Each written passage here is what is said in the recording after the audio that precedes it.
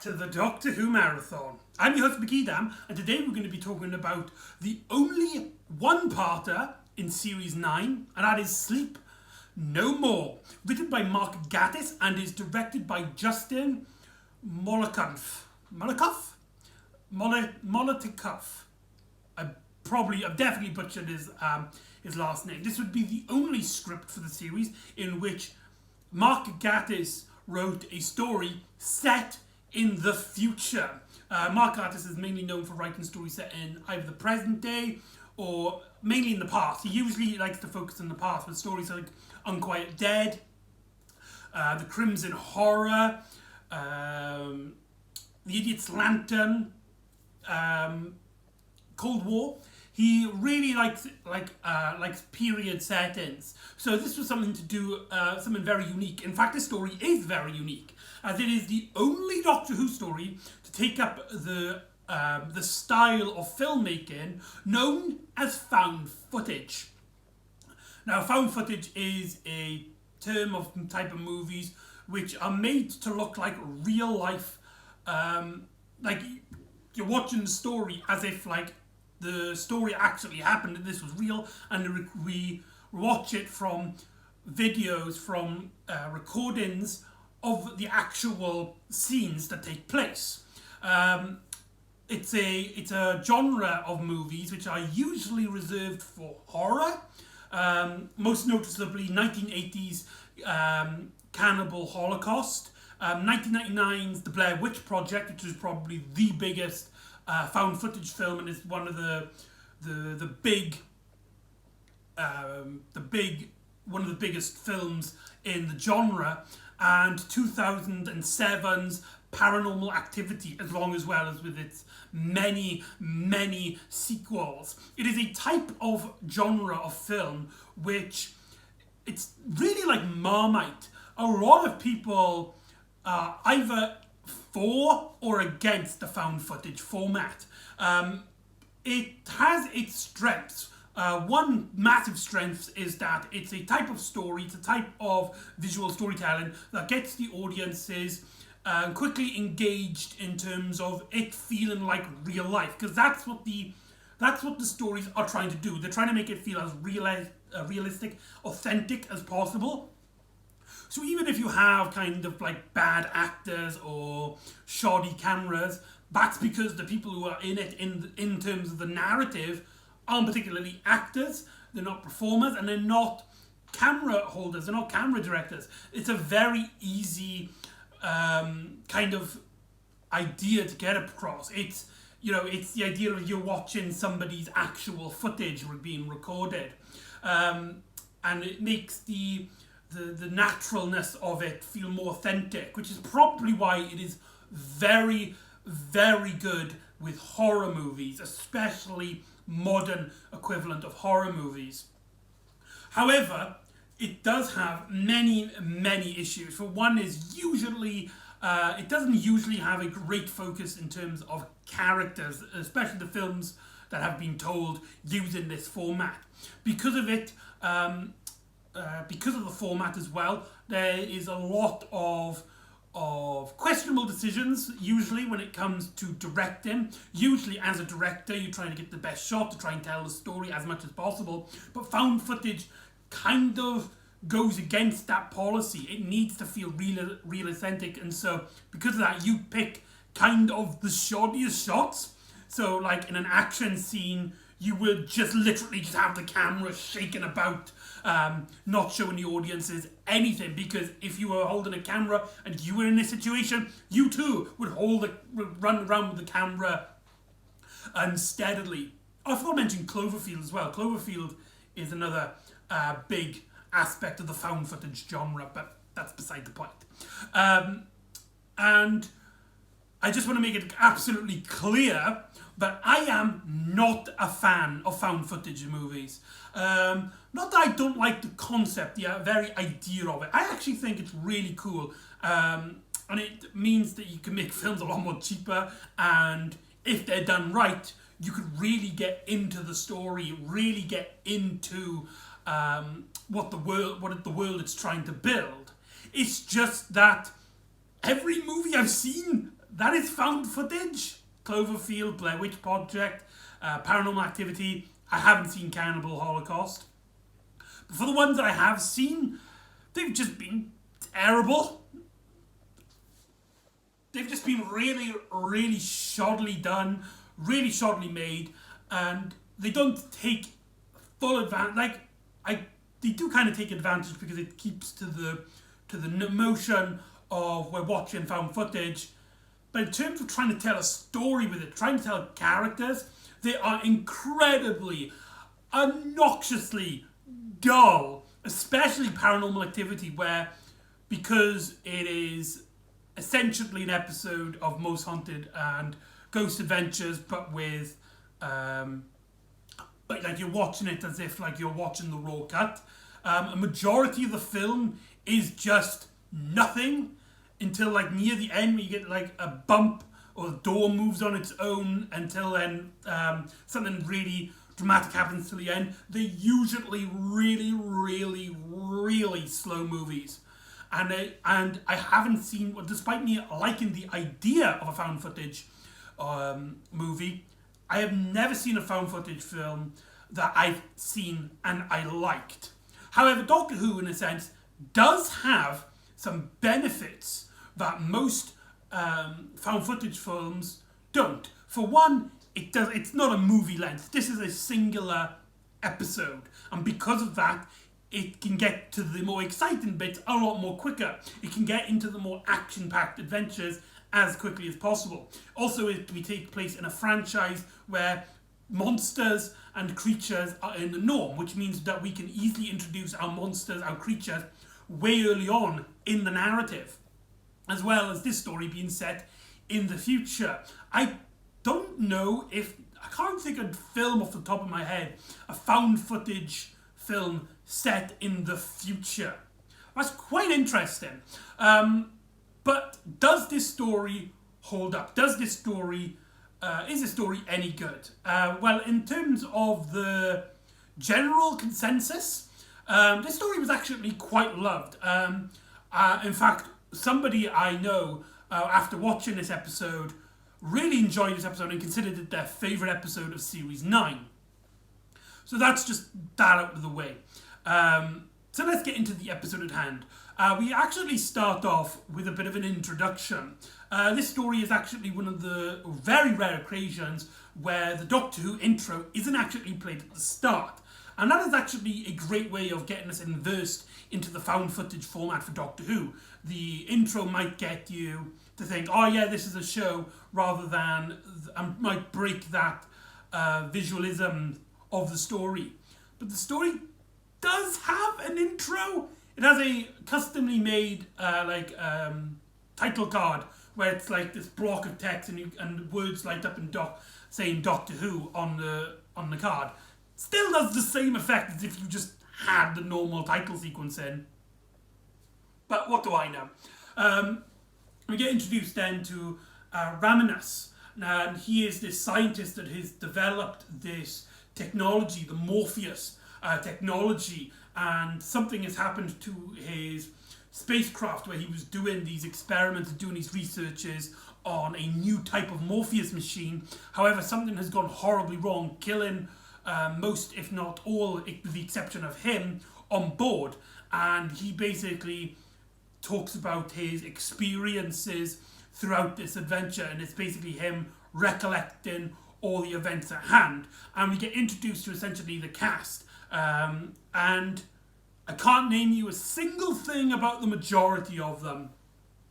They all soldier-like characters for the most part, but have basically gone on this mission to save Raminus and preserve his Morpheus technology. And basically they bump into the Doctor and Clara as they just sort of stumble aboard in this adventure, and they quickly learn what the Morpheus machine is.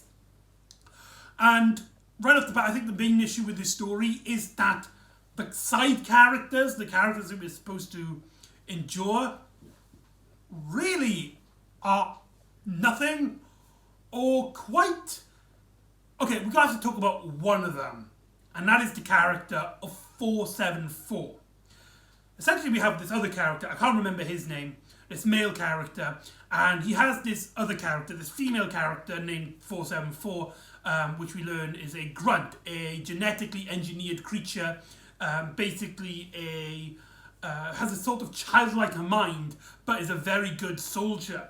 And what happens is that this 747 character basically fancies this male soldier character and tries to, and basically the characterization of this character is essentially that she's basically pushing herself on him, making him feel uncomfortable, as she's constantly is like, this character's pretty.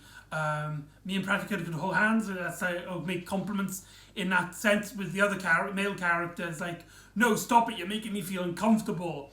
And that in itself might not sound too bad until you realise that 474 is played by Bethany Black. Now, Bethany Black is the first open transgender actor to play a character in Doctor Who. And that is amazing. That is an absolute astonishment for the show. Though why it took so long is beyond question. But Bethany Black, I haven't seen her in anything. I know she does stand-up as well, I believe. I haven't seen her in anything else, but she seems like a great person. I've seen her in documentaries, in interviews for this episode, and she seems like a really nice person, and I hope she gets a lot of work from this.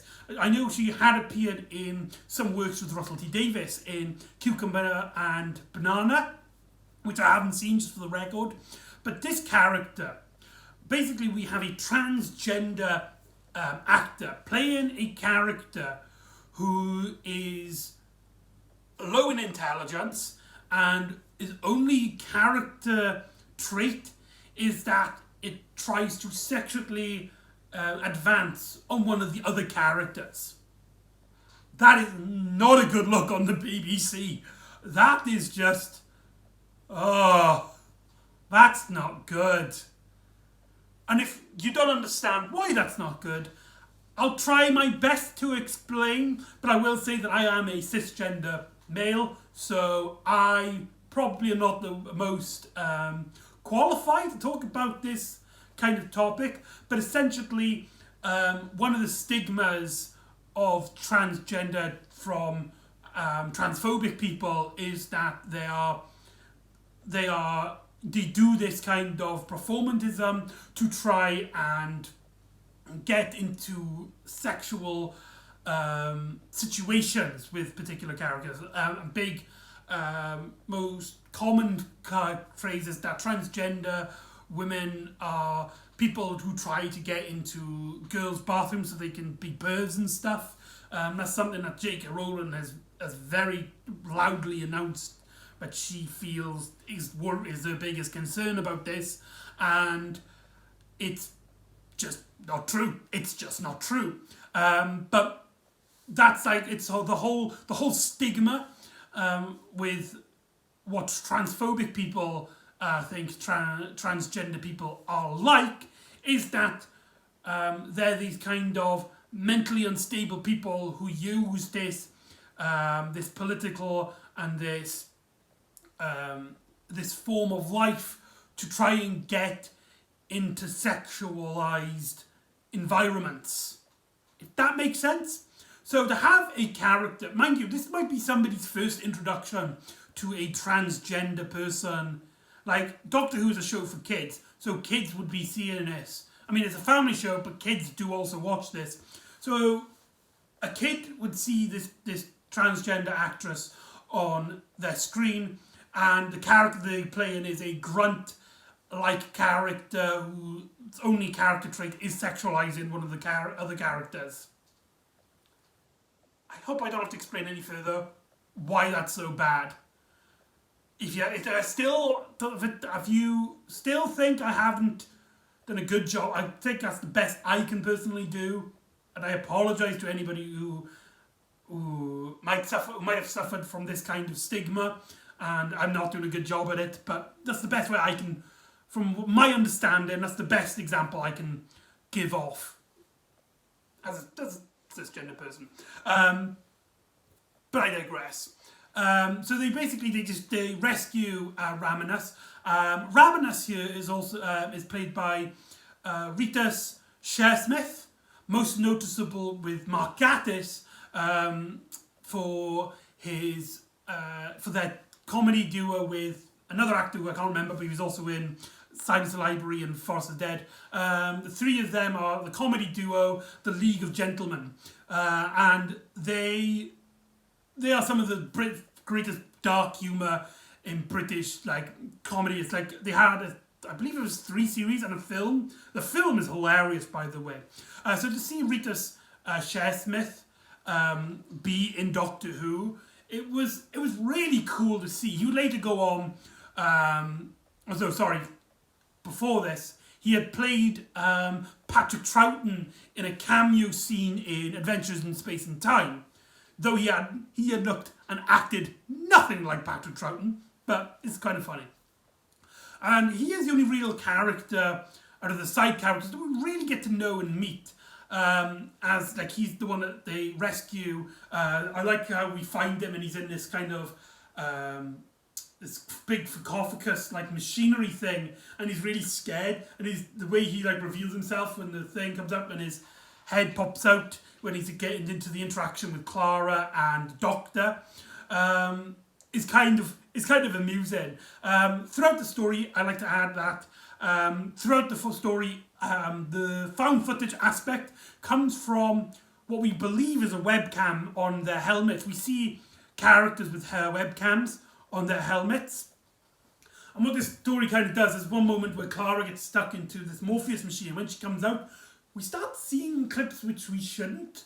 And we see from POVs from her perspective, which makes a little sense, but in terms of the scenes that we play, but there's actually a really cool twist by the end of it. But anyway, the creatures are these creatures that seemingly made of sand at first. They're this disgusting hard mucus turned into these humanoid forms that when they touch you, you become this kind of disinfected creature. Very similar to the time zombies in Journey to the Centre of the TARDIS.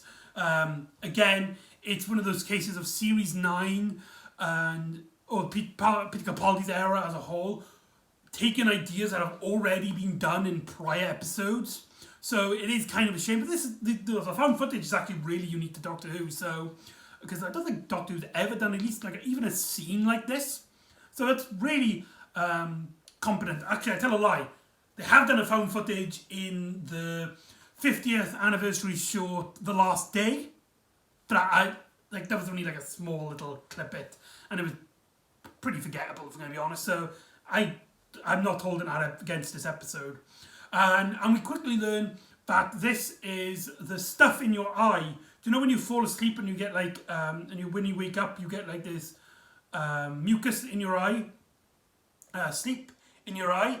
Basically, these creatures are developed from that, and we essentially learn that they come from a new modified version of the Morpheus machines. Now, I've mentioned the Morpheus machines throughout this video, but what are the Morpheus machines? Well, they are the machines that basically they compress sleep. So maybe in actual time, you probably need, let's say, 8 hours of sleep. And that will waste 8 hours of your day, or at least wait 8 hours per day of your life. Now, the Morpheus machine can compress that, so in now that 8 minutes sleep, that 8 minutes rest that you need is now compressed into about maybe a minute. And you can get so much done, so much productivity done. Now, Doctor Who has always been political, and they make a huge reference to this, that this is a capitalist system. The reasons why these machines were made, the reasons why these machines are so popular with people, is that they basically allow people more time to work. As one of them says, I think it was Raminus says, to get ahead of your competitors with the Morpheus machine, so you can business-wise you can get ahead of your rivals. And yeah, that's pretty messed up, and it's pretty it's a really good motivation for a creature. But however, Raminas is trying to perfect an even better design of the Morpheus machine. However, it started creating these creatures, these monsters, and our characters are basically getting chased around this base throughout the episode. At one point, Raminas seemingly dies, and the Doctor, Clara, and this soldier that they befriend, who becomes like the last soldier alive as them each getting picked one by one. One of the deaths is so dumb. One of the deaths is he's trying to get through the door, but the machine is like, you have to sing the song. You have to sing the song. You have to sing the sleepy song, which is Sandman. Mr. Sandman, give me your blues. You know the song from Halloween. I recognize that song from Halloween. That's every time I hear that song, that's the first thing that comes to my head. And he's singing it, and then he gets free, but then he turns around and the monster gets him. That's a very dull scene, and it's one of the aspects of found footage that just really doesn't work, in my opinion. It's supposed to build up the tension. It's supposed to build, but they try and use so many ways to clearly try to be like, right, we'll stall this moment. We'll make it, try to build tension with this. It's clearly, it just didn't click with me. That's that personal scene. However, the Doctor starts realizing something. The Doctor starts, he basically hacks into this Wi-Fi system on the ship, and they find basically footage of everybody throughout the base, including their head cameras, to which one of the characters quickly points out that they don't have head cameras, and the Doctor's like baffling around doing his scientific mumbo jumbo, and I like the scene where he's like, wait a minute, you, tell me what you said 1.345 seconds ago. To which he's like, we don't have head cameras. Then they get attacked by another monster. The scene then follows them throughout. But the Doctor's like, there's something not right about this. And then he starts looking at the clip, the footage again. And he then realises that one perspective of it is actually Clara's. Despite Clara having no sort of technology around her head. Using these Morpheus machines, you're basically hacked, and these creatures, they hack into your system, and you can literally see through your eyes like cameras. And that is actually where we're getting the footage from. And the Doctor theorizes he knows who's behind all this. And we then go into a room where we find one of these Morpheus machines seemingly that's been floating around the base. And we actually then see the clip of Raminas, which we presumed was later on, after this story's narrative, but it's actually filmed before. I don't understand why, especially when you can presume he's going to survive all this and he needs himself. Like, I don't understand why he prepared a clip, especially when most of it is about him trying to deal with like all the people who are getting involved. So in his narrative, did he knew that the Doctor and Clara were coming, or was that a complete guess on his part? Yeah, the logic doesn't really match up there. But basically, Raminas turns out to be alive, and not only that, he is actually working with the Sandmen. Essentially, we learn that they hacked into him after using the Morpheus machine, and he's basically become an agent for them. He's perfected his Morpheus design to the point where he can infect everyone he can with a single machine, and he has this creature contained in one Morpheus machine. Patient Zero, the first person to try out the new and improved Morpheus machine that is turning people into these sand creatures. And it's been like that for 15 years. So it will come out as a giant bombastic monster. And they tease us like that this is going to be like this groundbreaking creature. This is going to be the most advanced, most threatening version of the Sandmen yet. And it escapes, it gets out of the machine. It's just slightly bigger than the others. It's pretty poor. And the Doctor and Clara and one of the soldiers, they actually are heading into the TARDIS, where the Doctor starts realising something doesn't sound quite right here. The gravity goes up one point in the middle of the episode, conveniently timed to push a narrative. The big monster, even though the technology and how the creatures work shouldn't actually work like that. Something doesn't seem quite... It's almost like somebody's trying to push a narrative here. And the Doctor, Clara, and the soldier actually leave the story without saving the day. By the end of the episode, the villain is essentially still out there. The monsters aren't defeated. And this is basically reminisced at the end of the episode when Raminis basically comes back in front of the camera saying, I hope you enjoyed it, I hope you had fun. I hope I kept trying to keep the excitement of all of the monsters and the twists and the turns. And essentially he basically tells the audience that he has perfected his design to a point where you don't even need the machine, the Morpheus machine. You can project it through a camera, leaving a story on a semi sort of cliffhanger where it turns out that Raminis, he scratches his eye and his eye like disintegrates, and he does this kind of low, deep voice. It's like, there's something in your eye. Points at the camera, and then he dissipates, and the ship starts crashing, and that's the end of the episode, leaving the story on a unique ending, which hasn't been seen since the first Doctor era, where the Doctor's main victory is that he just survived and got to the TARDIS along with his companions and as many people as he can. That's a very unique Doctor Who story for post-Hartnell. It's very unique, and I think we should get more episodes like this. But anyway, that is Sleep No More. Overall, I personally just wasn't engaged with this story. Sure, it has, it's probably like by default my favourite found footage story that I've seen, being because it takes so much turn and it condenses everything, it makes everything a bit more action-packed compared to most found footage. But most of the characters are bland and forgettable, with the exception of mainly two. One of them is memorable for the wrong reasons, one of them is memorable for the right reasons, but I don't think we get to know him that well to justify the story. The tropes are, there's some great twists and turns in the story, especially how, where we're getting the footage from, and why the footage is being presented to us in the first place with that cliffhanger ending. Really great ideas here. It's just, why did the whole thing have to be found footage? It just didn't click with me. I just didn't think it worked. I know a lot of people who do enjoy it. Like I said, one of my friends said this was their favourite story of Series 9.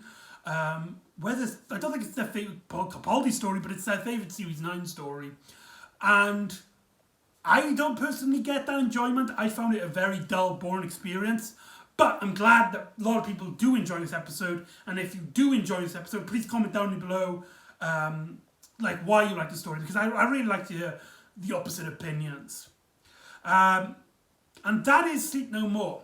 Now, join me next time when we will be talking about the first three-parter in the Capaldi era, sort of, as the Doctor must help Rigsy again to try and get a cursed tattoo off his neck. He reunites with an old friend, in the case of Lady Me, aka Ashilda, and the Doctor's biggest secret, his biggest past, catches up with him as we say goodbye to an old friend. In Face the Raven, Heaven Sent, and Hell Bent. And before I go, I just want to say that this will be my last video in this room. Because basically the situation is that I'm moving house. I'm moving back with my mum, so this is the last video I will make that's in this room. I don't know how the marathon is going to continue. I will do my best to try and get the next video out. You won't see it in terms of time, because I make these videos way like a year in advance. I don't know why I do this to myself. But essentially, things are going to change. And I don't know how, for the moment that I'm recording this, how it's going to turn out. So I hope I can get to continue this. But, you know, this is just... I spent 2 years in this room talking to you guys about none other than Doctor Who. One of the best, most fantastic, most energetic, most creative shows, franchise in history. So I just want to say thank you for watching, if you are watching. Most of these videos get like 0 views, so I don't know. But yeah, these videos really help me a lot. So I don't know what's happening with the marathon as of yet. I don't know if they're going to be changing the format or whatever, but yeah, this will be the last video in this room, in this format. And yeah, sorry to end it on a bummer. So anyway, sleep no more. Join me next time for Face the Raven, Heaven Sent and Hellbent. And I'll see you next time on the Doctor Who Marathon. Ta-ra!